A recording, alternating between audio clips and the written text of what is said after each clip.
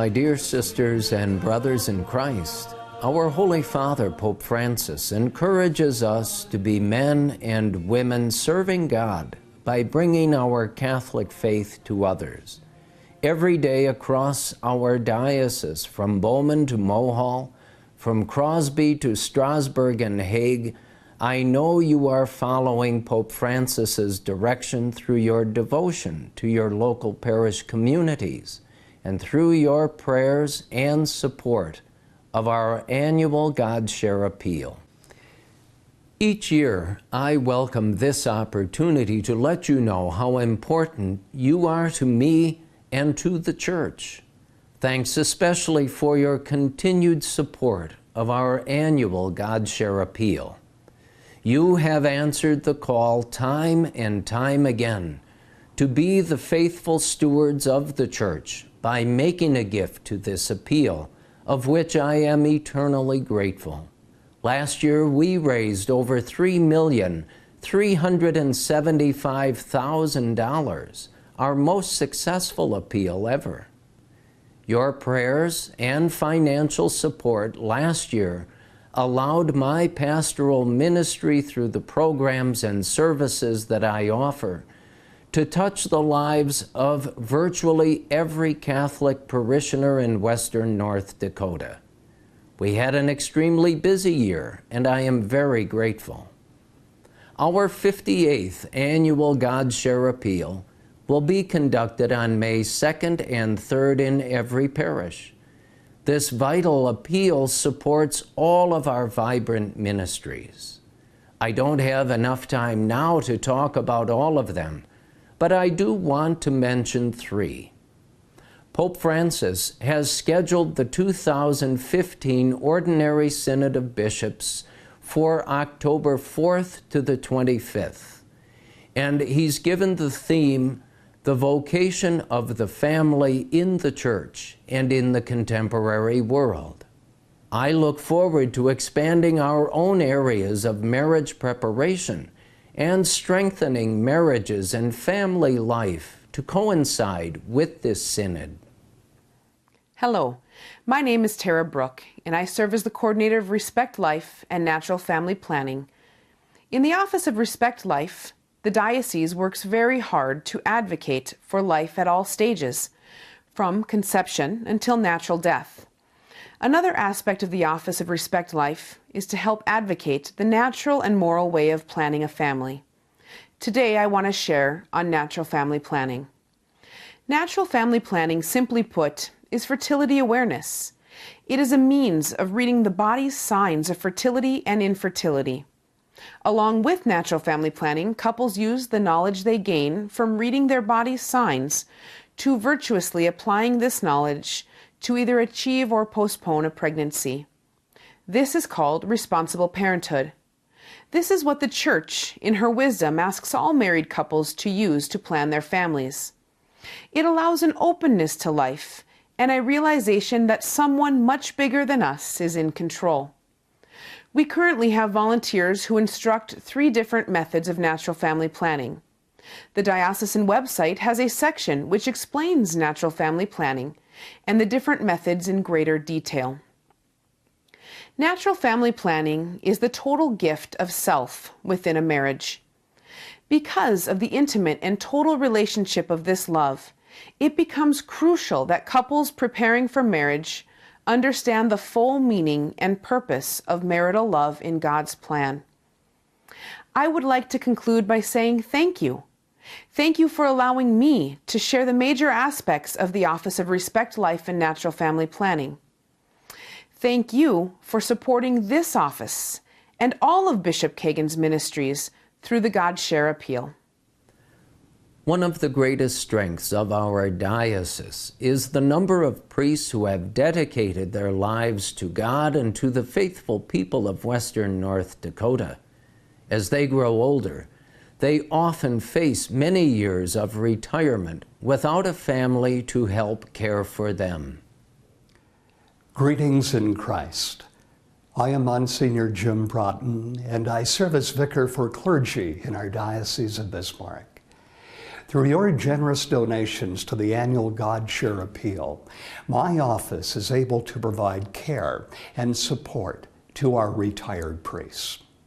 Currently, we have 20 retired priests and 1 retired bishop, ranging in ages from 71 to 93 years of age. Our senior priests are among the most treasured gifts in our diocese. While they no longer have administrative responsibility for a particular parish, they continue to minister in many ways. For example, they provide clergy coverage to celebrate Mass for priests who are sick or on vacation. They hear confessions. They visit nursing homes and hospitals. They continue their priestly service to the extent that their age and health permit. These dedicated servants of the Church have been our teachers and builders, ministers and confessors, counselors and friends for more than 40, 50, or 60 years. We've turned to them in time of great tragedy. We have invited them to join in celebrating our times of great joy, and we've asked them for their prayers for ourselves and our loved ones. Thanks to your continued support of the God Share Appeal, we are able to carry out our mission and responsibility to offer pastoral care for our retired priests. As our retired priests continue to live lives of active ministry long after parish leadership, it is fitting and truly a blessing for us that we can care for their needs in these later years. On behalf of all of our retired priests and retired Bishop Paul Zipfel, thank you so very much for expressing your love through your prayers and your generous support of the God Share Appeal. Almost everywhere I go, parishioners tell me that they want good priests, and this is where it starts.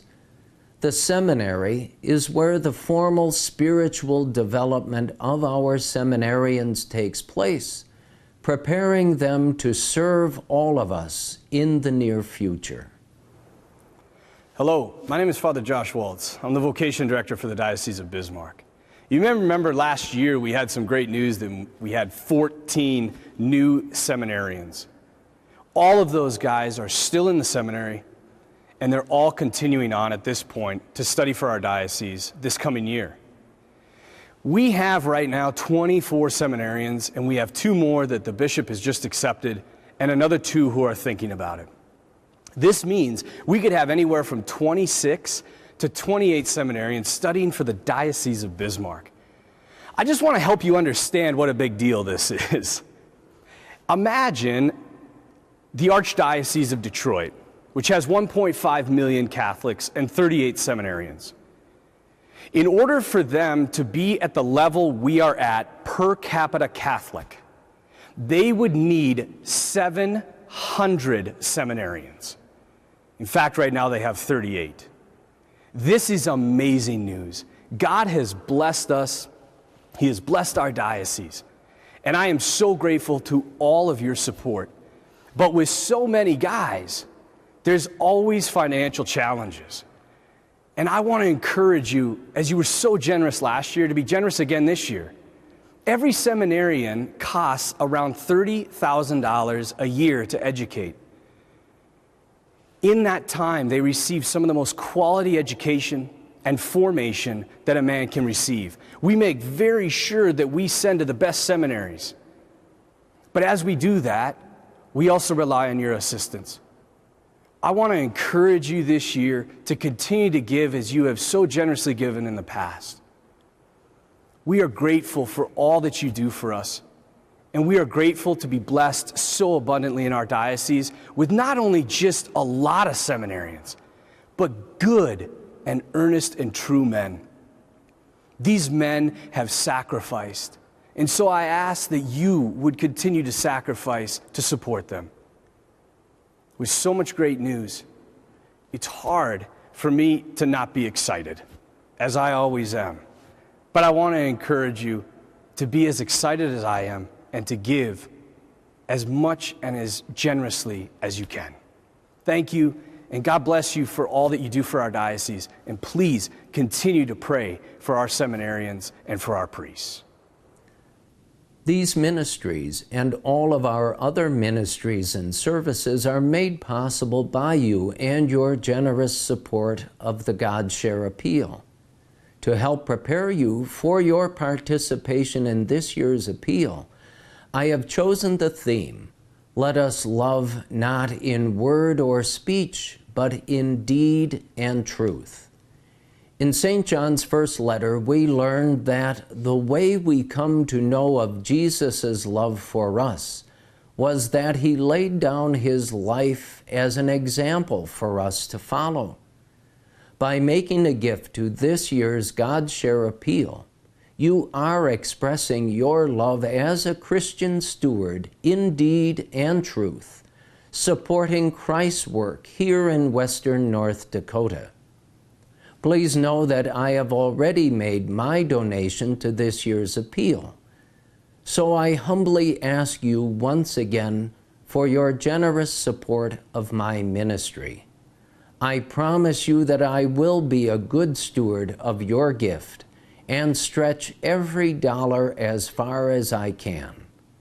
Thank you for who you are and what you do for Jesus and his church.